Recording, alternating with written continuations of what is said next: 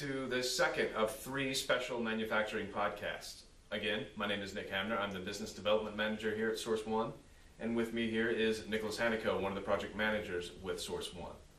So Nick, in the first one we talked about just a general overview of how the hammer was produced. And one of the key components was that this product was made in Mexico and not in Asia.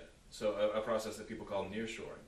So why would a company want to do business in Mexico versus a super cheap company like China or anywhere in Asia? Well, Nick, there's lots of reasons. It depends on the goals of our client. One of the major ones, of course, as we've discussed in the past, is intellectual property. They've spent a lot of time and resources to make sure they've designed the product they want and that will sell to their customers. And they want to make sure that those resources remain proprietary within their company and don't get obviously spread throughout Asia and made it in a cheaper model and sold cheaply. Another reason is, of course, the cost involved. There's obviously a lot of different tariffs being sold to various countries. There's obviously the U.S., Mexico, South America, they all have various tariffs and taxes in place for products coming in from Asia. So that has a lot to do with increasing the costs. And that's on top of the shipping rising oil costs. Absolutely, the rising oil costs coming from the barges and the containers from Asia as well. Thirdly, obviously, the lead times are substantially higher.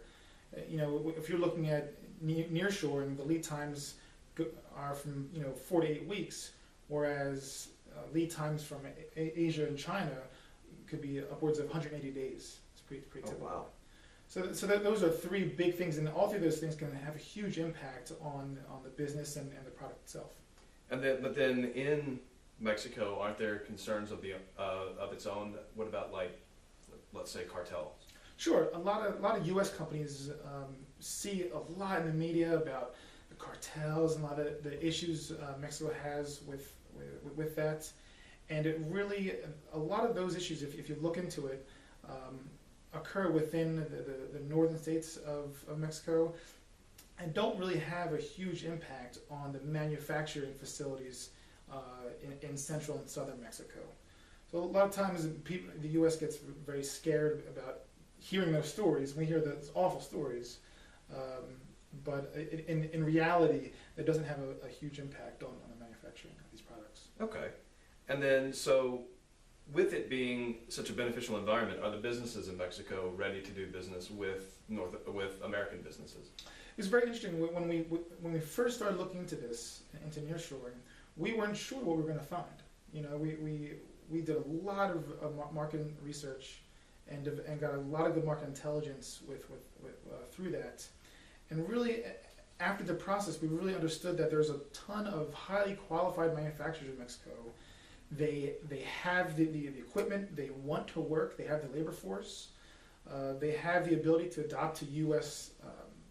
Quality standards and processes, and they have the equipment and the expertise to design a lot of these products. But they really struggle with marketing themselves to U.S. companies and really being able to partner with U.S. businesses.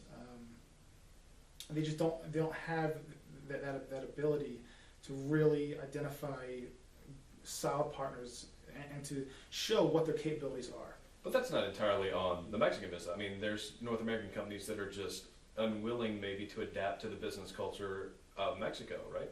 Absolutely. They just they seem intimidated by trying to identify a manufacturer, and that came across in terms of the hammer here. We weren't sure where to look. And I mentioned before that we initially started looking at hammer manufacturers, and that really got us nowhere. So in terms of the search, we really had to focus on specific keywords and obviously search engine optimization to identify who not necessarily has the experience, but the capability and the equipment to manufacture this product. All right, so we will talk about the process of identifying the individual manufacturers for the pieces in the next podcast. But I want to thank you for coming in and talking about nearshoring here, and we'll see you guys for part 3. Great.